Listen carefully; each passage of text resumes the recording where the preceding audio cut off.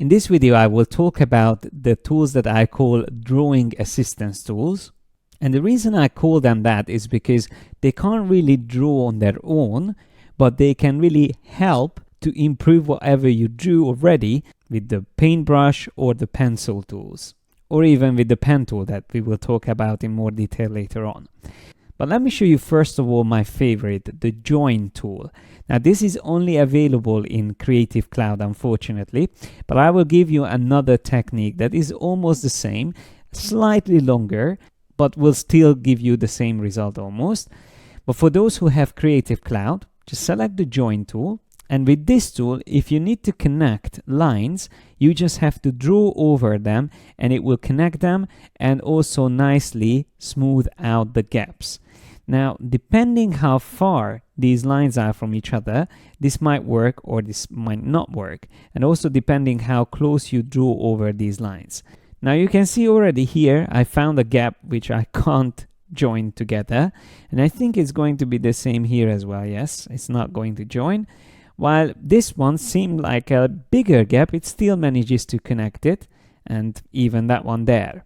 I want to just go back one step here and notice that although these 2 points could be connected with a straight line, it tries to follow the original lines, and that's what's amazing about the join tool, that it predicts how these lines would meet. So although it doesn't connect everything when you have some big gaps, it might not work on them. On the gaps that it works, it does an amazing job. And when I switch to outline view, which is Command or Control Y, we can see it is actually one connected shape. And we can even see the anchor points there. Now switching back to normal view with the same shortcut, I am going to show you what you can do in case you are using this tool, the join tool, and you encounter these tricky areas. What you can do first of all is select the white arrow tool, the direct selection tool, and just drag one of those points slightly closer. And now it has to work, yes, as I expected. Now that we fixed one of the gaps, it actually managed to finish the other corner as well. Let me go back a few steps and show you what happens if I use on these gaps the other technique, which is available in previous versions as well. So what you need to do is to select both endpoints, either with the direct selection tool or the lasso tool.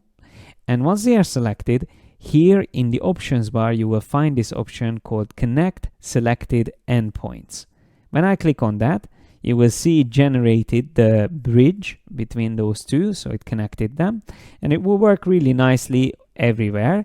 The only difference with this to the join tool is, it's especially visible here in the corner, is that it's going to just do a straight line. So the fastest and shortest way to get from one point to another.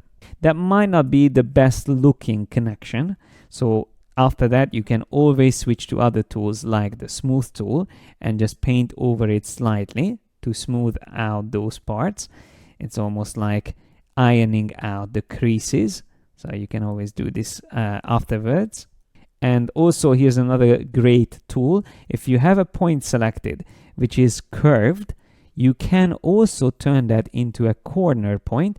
Up here again in the option bar where you have the direct selection tool, you will be able to switch between corner point and curve point.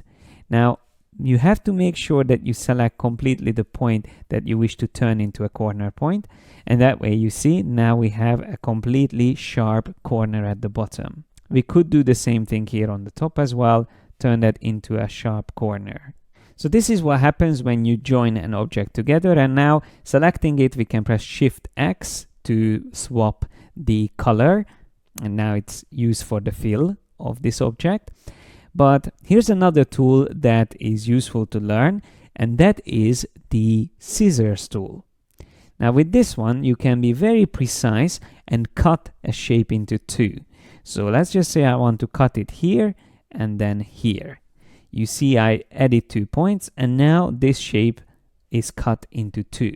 The difference between this tool and the eraser tool is that while the eraser tool cuts while deleting a portion, the scissors tool actually kept both sides completely perfect And I would be able to move it back exactly the way it was if I wanted to. Now here's another interesting tool. I'm just going to draw a line with the pencil tool, and I will increase the stroke size slightly on this. Then I switch to the path eraser tool, and with this tool you can erase the endpoints, or you can also erase sections inside the line. So I can very quickly erase different lengths as well if I want to. And although you have the dash line option for strokes, this could still be useful in some cases. And last but not least, there's another tool that can also be used to divide objects. This is called the knife tool.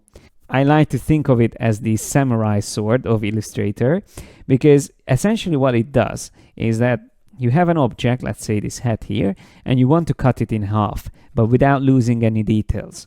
Now we've seen the scissors tool, which works fine on a simple object, but on a more complex object, which has a lot of details in it, you can use the knife as if you were using a sword and cut it into half.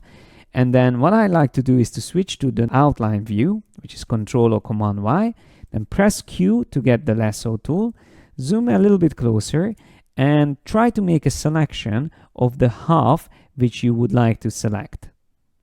Just like that.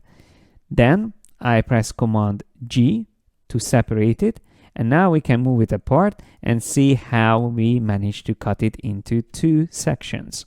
So all these tools can be very useful when it comes to refining your drawing, but normally I use these tools while I'm drawing, so it's not like two separate stages. I constantly switch back and forth between these tools. Under the window menu, within Tools, you will be able to create a new Tools panel. I'm just going to call this Drawing Tools. And you can see it created an additional toolbar on which I can drag and drop all the tools I wish to work with. I would start with the pencil tool, so I drag and drop that there. Then I'm going to drop the paintbrush just underneath it. Then I'm going to put the blob brush in there as well. Then I will need the eraser tool. And then we can switch to the more specialized tools like the smooth tool, then also the join tool. And let's not forget about the shape builder tool. I almost always use this tool in every workflow, so I like to keep it available and handy. Now we can still switch into a 2-column mode or keep it 1 column. When you don't need your tool panel anymore, you can just close it. But whenever you need it, you can just go back and find it, and there you go. It remembered exactly the tools that we saved.